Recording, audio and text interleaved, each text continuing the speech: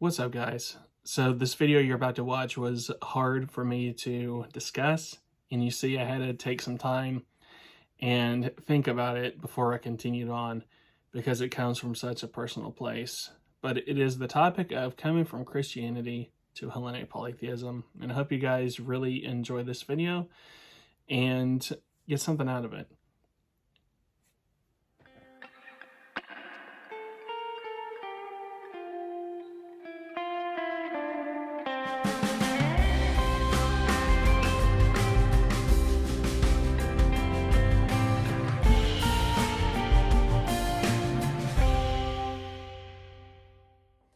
So, what is it like to go from Christianity to Hellenic Polytheism? So, as you all know, without going into detail for the 100th time, for people that watch the channel, I grew up in the church, and when I got older, I kind of became nonchalant about the whole thing. A lot of things I didn't agree with, and I kind of became not atheistic, but just non-religious. And then in 2009, I discovered paganism, and that opened up the world to me. So I came from a kid that grew up literally in the church to where I am now making this video for you guys. So what was it like to do so? So going from Christianity to Hellenic Polytheism is an evolution.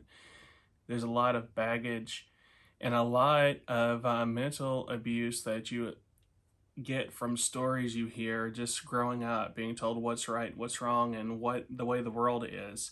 And when that is instilled in you from childhood, you carry that with you the rest of your life. And it can be hard to break away from shackles. And I'm using Christianity because that's my point of view from where I came.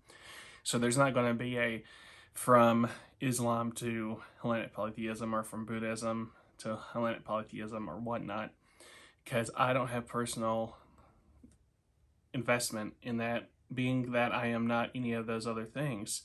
So I think that those that come from monotheistic religions to Hellenic Polytheism, we all face the same kind of obstacles, no matter what the background is of your spiritual path in the past.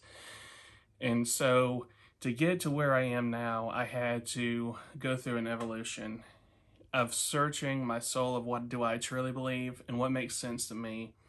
And it all started with issues I had with my previous spirituality that I've done videos on, so I won't go into much detail about that, but small revelations of just personal insights of the idea of sin, that being who you are is sinful, that you are born to sin, basically, that if you don't accept Jesus, just to be outright, then there's no good news for you. So then I started thinking about that and thinking about how if Christianity says that God is all-knowing and knows everything before it began, that created a lot of problems for me, such as the cruelty of it all. Because I say that because if God knows everything, then he knows who's going to hell before they've even been born. And he knows what's going to happen to you before you've even been born. So if you're going to be saved, that was already planned before you even got here. And if you weren't planned to be saved, since he knows everything, then you're in trouble. And just not going into detail or bashing that spirituality, things like that started coming into my head. And also just the fact that when you read other books, you start realizing the history of said spirituality, that Christianity did not become right now the #1 religion by just preaching to the masses like you see on TV nowadays and in churches nowadays, of going down to the pulpit. That's not the way it worked. Governments converted to Christianity, and they would force those citizens underneath them to convert as well by punishment of death. That'd be a lot of things. You always hear about how Christians are fed to the lions. They never tell you the story and history of how when Rome became Christian, they would start feeding the quote-unquote pagans to lions, and so forth. So things like that. And then our ancestors were converted from their ways and told that what they believed was wrong and all that stuff. And some of that still carries on to the day. And then not just all that issue, but then just personally, you start reading and thinking for yourself, and you start noticing that things in nature there's a duality. There's a male and female in almost everything. And that was the hardest part for me. The thought that divinity could be dual-natured and not just monotheistic. And that's another thing I learned through the years, is that the God of Christianity originally started out as a god in Canaanite polytheism. El was just another god in the Canaanite polytheism, as said. And so why not believe in polytheism and the thought that the gods could be male and female in energy?